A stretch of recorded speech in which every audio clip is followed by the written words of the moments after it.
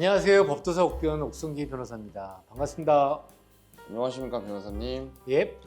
변호사님, 삼성 이재용 회장과 마찬가지로 재벌에 준하는 대기업 집단을 운영하였던 김범수 의장이 결정적으로 증거 인멸 및 도주 우려가 있다는 이유로 구속될 수 있었던 것은 무엇 때문이었을까요?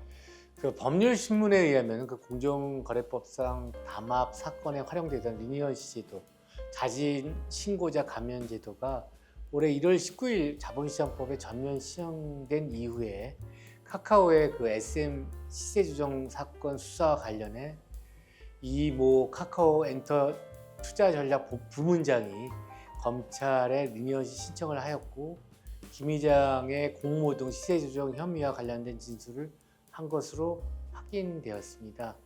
즉 내부 제보자, 자진 신고자가 이 사건 범행 관련 수사와 재판 과정에서 수사 당국에 협조해 일관된 진술을 하는 경우 검사는 신청인에 대하여 구형을 최대 절반까지 강경할 수 있고, 신청인이 취득한 그 부당 이득을 전부 반환하면 기소유예 등의 불기소 처분을 할 수 있습니다. 변호사님, 지속 발전 가능한 카카오뱅크를 운영하며 승승장구하던 카카오그룹이 김범수 의장의 구속으로 창사 이래 최대의 위기 상황을 맞게 된 경위에 대해서 답변 부탁드립니다. 서울 남부지검 그 금융조사 2부는 2023년 2월 SM 인수 과정에서 경쟁 상대인 그 하이브의 공개 매수를 방해하기 위해 SM 주가를 하이브의 공개 매수가 12만 원보다 높게 고정시키려고 시세를 조정한 혐의를 적용해 김 위원장에 대한 구속영장을 2024년 7월 17일 청구했고, 서울 남부지방법원은 증거인멸 및 도망할 우려가 있다는 이유로 구속영장을 발부하였습니다. 작년 11월 금융감독원 특별사법경찰이 기소 의견으로 김 위원장을 검찰에 송치한 지 8개월 만이었습니다.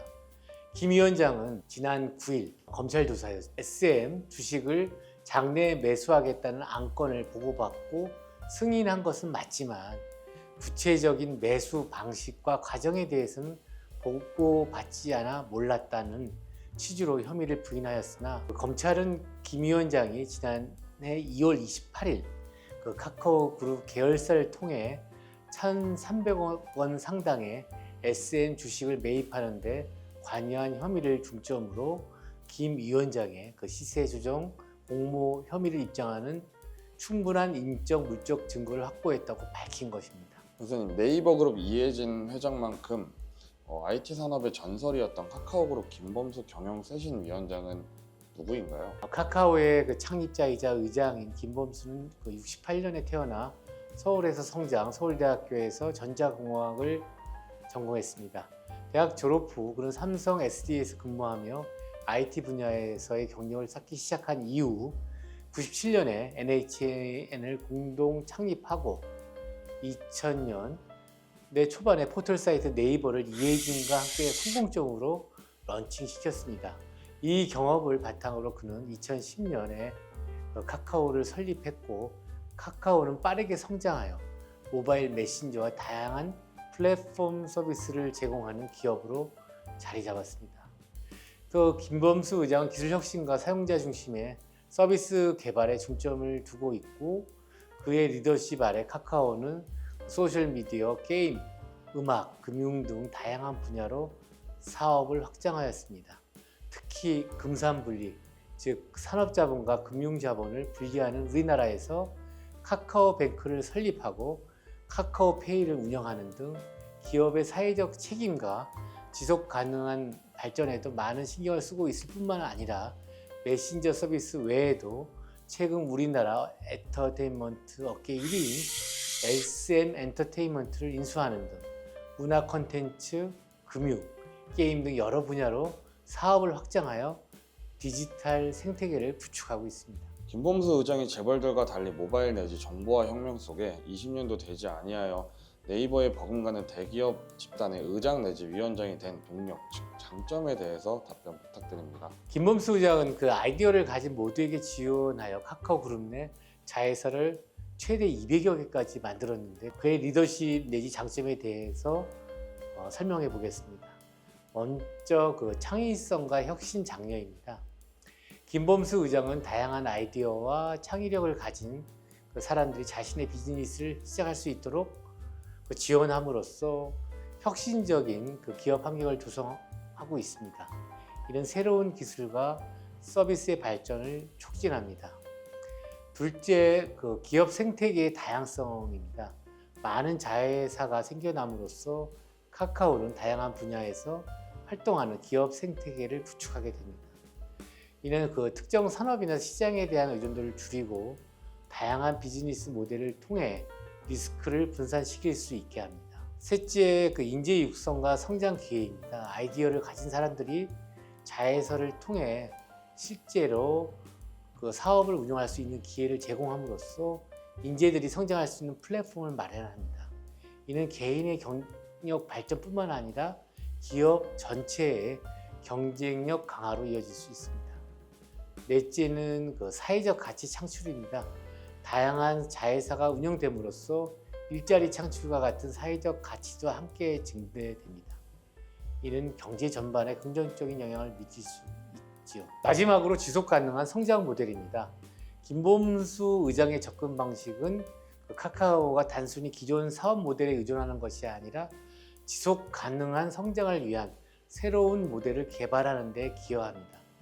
이는 장기적으로 기업의 안정성을 높이는 데 중요한 역할을 하겠죠. 변호사님, 그럼 카카오 그룹의 자회사 중 네이버 내지 기존의 재벌들과 차별화되고 지속 발전할 것으로 보여지는 사업은 어떤 것이 있을까요? 카카오뱅크가 대표적이었습니다. 우리나라는 금융자본과 산업자본을 분리하는 원칙, 즉 금산분리에 따라 금융기관이 산업 기반을 소유하거나 그 반대의 경우를 금지하고 있습니다.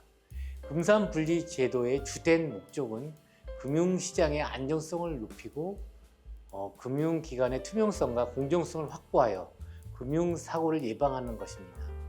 따라서 대기업이 은행을 소유하는 것을 제한함으로써 대출이나 투자 결정에서의 이해 충돌을 방지하려는 의도가 있습니다.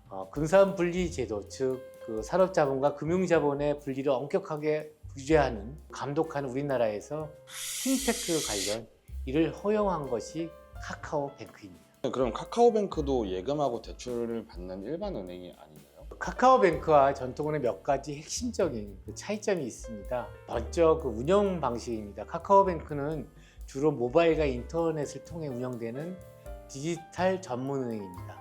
물리적인 지점이 없거나 최소화되어 있어 고객은 언제 어디서나 모바일 앱을 통해 금융 서비스를 이용할 수 있습니다.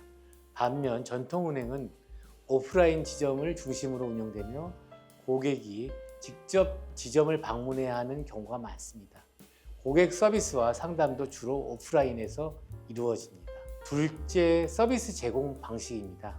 카카오뱅크는 간편하고 빠른 서비스 제공을 목표로 하며 사용자 친화적인 인터페이스와 다양한 디지털 서비스를 제공합니다.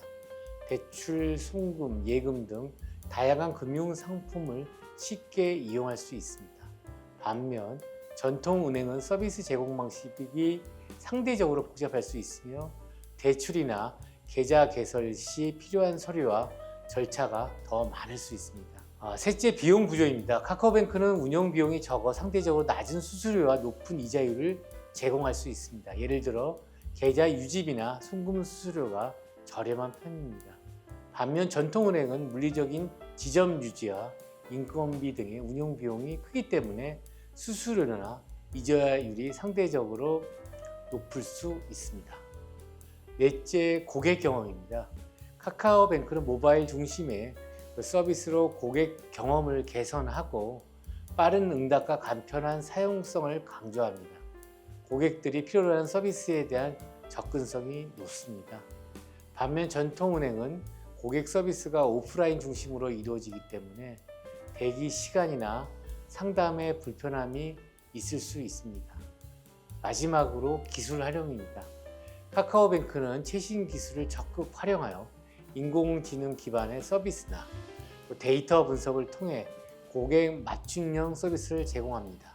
반면에 전통은행은 기술 도입 속도가 상대적으로 느릴 수 있으며 또 기존 시스템의 전환이 어렵거나 시간이 많이 걸릴 수 있습니다. 이러한 차이점들로 인해 카카오뱅크는 전통은행과 다른 방식으로 금융 서비스를 제공하고 있으며 특히 디지털 환경에 익숙한 젊은 세대에게 인기를 끌고 있습니다. 또한 카카오뱅크는 이러한 근산분리법의 틀 안에서 설립된 인터넷 전문 은행으로 기존의 은행들과는 다른 방식으로 금융 서비스를 제공하고 있습니다. 첫째가 금융 접근성 확대입니다. 카카오뱅크는 모바일 플랫폼을 통해 보다 많은 사람들에게 금융 서비스를 제공할 수 있게 하여 금융의 접근성을 높였습니다. 둘째는 디지털 혁신입니다. 기존 은행 시스템에 비해 더 혁신적이고 효율적인 서비스 모델을 제시함으로써 금융업계의 경쟁을 유지하고 디지털 금융의 발전을 이끌고 있습니다. 셋째, 소비자 선택권 증가입니다. 다양한 금융 상품과 서비스를 제공함으로써 소비자들에게 더 많은 선택권을 부여하고 있습니다. 변호사님, SM 시세 조정 사건과 관련 리니언시 제도 등으로 대법원까지 김범수 의장이 유죄 확정되는 경우 어떤 문제가 발생할까요? 카카오 법인이 벌금형 이상 형을 확정받는 경우 최악의 경우 카카오는 카카오뱅크 대주주의 지위를 내려놔야 합니다. 카카오는 카카오뱅크 지분의 27.16%를 보유한 최대 주주인데 인터넷은행 특례법상 대주주는 최근 5년간 금융 관련 법령과 공정거래법 등을 위반해 벌금형 이상의 처벌을 받은 사실이 없어야 하기 때문입니다.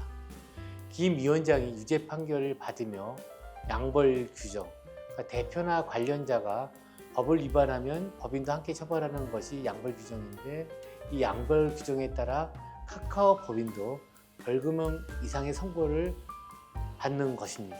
네, 변호사님께서 이제 2010년대 이후 IT 기업의 혁신을 이끌었던 김범수 의장에 대한 설명을 해주셨는데 앞으로 김범수 의장이 어떻게 될지 귀추가 좀 주목되는 바입니다.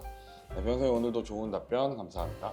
감사합니다. 법도사 옥변 옥승기 변호사였습니다.